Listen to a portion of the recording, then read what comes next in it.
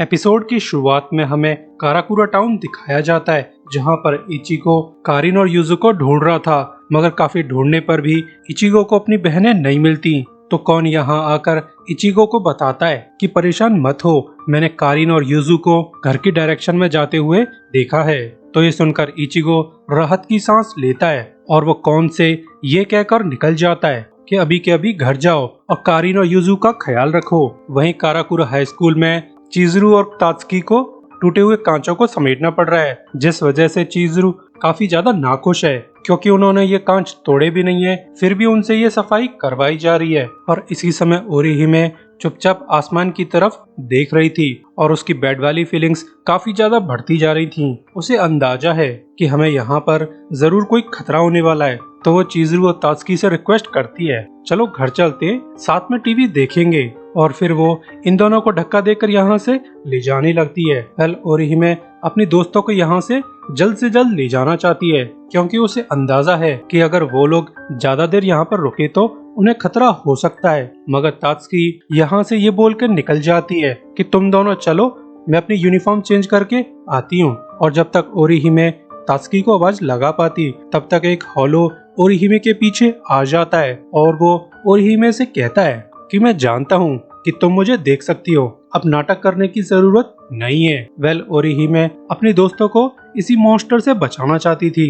तो ये सब सुनकर ओरिहिमे काफी ज्यादा डर जाती है। तो उसे ऐसा देखकर चिज़ुरु कंफ्यूज होकर पूछती है कि क्या हुआ हिमे, इतनी ज्यादा डरी हुई क्यों हो। तो ओरिहिमे एक ही जवाब देती है कि भागो यहाँ से भागो। मगर हॉलो इन्हें इतनी आसानी से जाने थोड़ी देगा। वो अपने सर में से कुछ सीड बुलेट्स फायर करने लगता है, जिनमें से एक सीड बुलेट चिज़ुरु को जाकर लग जाता है, जिससे चिज़ुरु के हाथ की ऐसी तैसी हो जाती है और थोड़ी ही देर में चिज़ुरु अपने हाथ पर कंट्रोल खो देती है।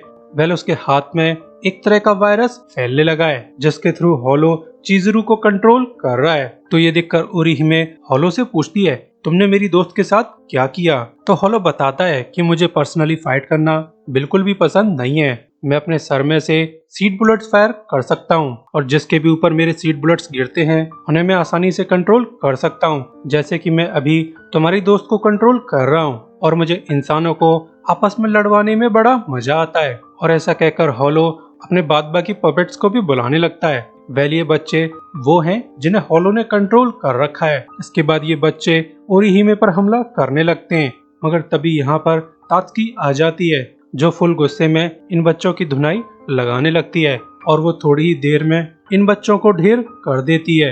वैसे तात्सुकी को हॉलो क्लियरली तो दिखाई नहीं देता, मगर उसे एक ब्लर मॉन्स्टर दिखाई दे रहा है। तो तात्सुकी हॉलो की डायरेक्शन में बोलती है, तुमने मेरी फ्रेंड को हर्ट किया, अब तुम्हारी तो खैर नहीं। मगर तभी अचानक से चिज़ुरु तात्सुकी को पीछे से पकड़ लेती है, जिससे तात्सुकी का ध्यान भटक जाता है और इसी मौके का फायदा उठाकर हॉलो तात्सुकी पर हमला कर देता है, जिससे तात्सुकी पे भी सीड बुलेट्स लग जाते हैं। यानी अब तात्सुकी भी पूरी तरह से हॉलो के कंट्रोल में है। और ये सब देखकर ओरिहिमे काफी ज्यादा दुखी है, तो उसे अपने पास्ट के दिन याद आने लगते हैं, जब स्कूल में ओरिहिमे को काफी ज्यादा बुली किया जाता था। तब सिर्फ तात्सुकी ने ही उसकी हेल्प की थी। तो प्रेजेंट में ओरिहिमे तात्सुकी को टाइटली हग कर लेती है और उसे बोलती है कि तुम शुरुआत से ही मुझे प्रोटेक्ट करते आ रही हो और इस बार मैं तुम्हें प्रोटेक्ट करूंगी। इसके बाद ओरिहिमे के स्ट्रॉन्ग इमोशन से उसके हेयर पिन ग्लो होने लगते हैं। वेल ओरिहिमे के स्ट्रॉन्ग इमोशंस ने उसके स्पिरिचुअल प्रेशर को अनलॉक कर दिया है और ओरिहिमे के स्पिरिचुअल प्रेशर से सारे बच्चे दूर उड़ जाते हैं। और ये सब देखकर हॉलो भी काफी ज्यादा सरप्राइज था। इसके बाद ओरिहिमे के सामने 6 फेरीज आ जाती हैं और वो ओरिहिमे को बताती हैं कि हम तुम्हारी सोल में मौजूद पावर्स हैं जो तुम्हें प्रोटेक्ट करने आई हैं। तो ये सब जानकर ओरिहिमे काफी ज्यादा सरप्राइज थी और फिर फेरीज ओरिहिमे को बताने लगती हैं कि हमारी पावर्स रिजेक्शन बेस्ड हैं, यानी हमारी शील्ड के अंदर जो भी आता है हम उसे रिजेक्ट कर सकते हैं, यानी हम तुम्हारी फ्रेंड्स की इंजरीज को भी रिजेक्ट कर सकते हैं, मगर तुम्हें उसके लिए एक स्पेशल चैंट बोलना पड़ेगा। और फिर ओरिहिमे फेरीज के बताए अनुसार तात्सुकी की इंजरीज को हील करने लगती है। और फिर लास्ट वाला फेरी ओरिहिमे से बोलता है कि मैं अटैक करने वाला फेरी हूँ और मेरा नाम समन करते ही तुम अपने एनिमीज पे अटैक कर सकती हो।